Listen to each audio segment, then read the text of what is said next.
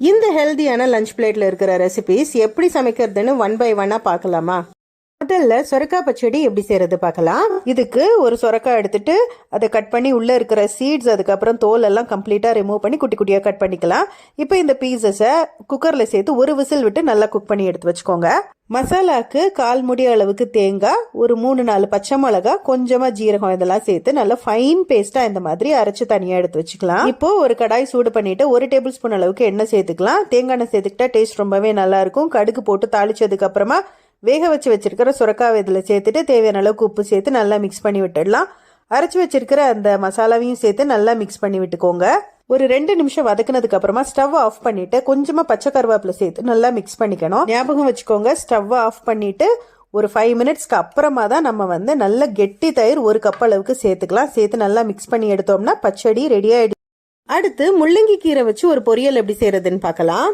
முள்ளங்கி வாங்கும் போது கீரையோட சேர்த்து வாங்கிக்கோங்க. இப்போ இந்த கீரையை செப்பரேட்டா எடுத்துட்டு நல்லா வாஷ் பண்ணி குட்டி குட்டியா இந்த மாதிரி சாப் பண்ணி எடுத்துக்கணும். நான் என்னோட சாப்பர்ல போட்டு நல்லா ஃபைன் சாப் பண்ணி எடுத்துக்கிட்டேன். இப்போ கடாயில கொஞ்சம் எண்ணெய் சேர்த்துட்டு கடுகு, காஞ்ச மிளகா, வெங்காயம், பச்சை மிளகா இதெல்லாம் சேர்த்து நல்லா வதக்கிக்கலாம். இப்போ கட் பண்ணி வச்சிருக்கிற கீரையை சேர்த்து தேவையான அளவுக்கு உப்பு சேர்த்துட்டு நல்லா மிக்ஸ் பண்ணி விட்டுக்கோங்க. இப்போ ஒரு மசாலா சேர்க்க போறோம். இதுக்கு 1/4 முடி தேங்காய், 2 பூண்டு, 2 சின்ன வெங்காயம், 2 காஞ்ச மிளகா அதெல்லாம் சேர்த்து நல்லா கொரப்பா அரைச்சு எடுத்துக்கணும். இப்ப அரைச்ச மசாலாவை இந்த வதங்கிட்டு இருக்கிற கீரைக்கு நடுவுல இந்த மாதிரி ஒளிச்சு வச்சிடணும்.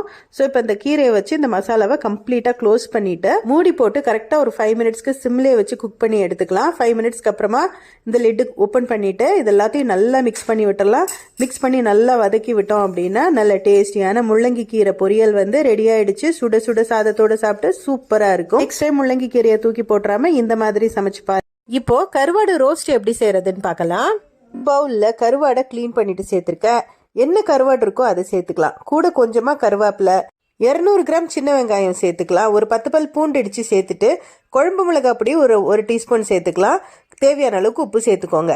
இப்போ இது எல்லாத்தையும் நல்லா மிக்ஸ் பண்ணி விட்டுட்டு கடாய் சூடு பண்ணிட்டு அதுல நல்லெண்ணெய் சேர்த்துக்கலாம். கடுகு, பெருஞ்சீரகம் போட்டு தாளிச்சுட்டு நம்ம மிக்ஸ் பண்ணி வச்சிருக்கிற அந்த மிக்சரை கடாயில சேர்த்துட்டு ஒரு 5 மினிட்ஸ்க்கு நல்லா வதக்கி விட்டுருங்க. அப்புறமா ஒரு மூடி போட்டு கரெக்டா ஒரு 5 மினிட்ஸ் வரைக்கும் மீடியம் ஃபிளேம்லயே குக் பண்ணி எடுக்கலாம். திருப்பி இது எல்லாத்தையும் நல்லா கிளறி விட்டுட்டு அகைன் ஒரு 5 மினிட்ஸ்க்கு நல்லா மீடியம் ஃபிளேம்ல வச்சு குக் பண்ணி எடுத்தோம் அப்படின்னா நல்ல டேஸ்டியான கருவாடு ரோஸ்ட் ரெடி ஆயிடுச்சு. நல்ல சுட சுட சாதத்தோட இது போட்டு சாப்பிடும் போது ஃபேண்டாஸ்டிக்கா இருக்கும். ட்ரை பண்ணி பாருங்க. கடைசியா கொஞ்சம் ரசம் வச்சிருங்க. இது கருவாடு ஃப்ரைக்கு சூப்பரா இருக்கும். அது கூட ஒரே ஒரு ஆம்லெட்டும் செஞ்சு எடுத்துக்கோங்க. ரசமும் ஆம்லெட்டும் செய்ய தெரியாதுன்னா சொல்லுங்க, அடுத்த வீடியோல எப்படி செய்யறதுன்னு சொல்லி தரேன். இந்த வீடியோ பிடிச்சா லைக் பண்ணி சப்ஸ்கிரைப் பண்ணுங்க. இன்னொரு வீடியோல பார்க்கலாம். பாய்.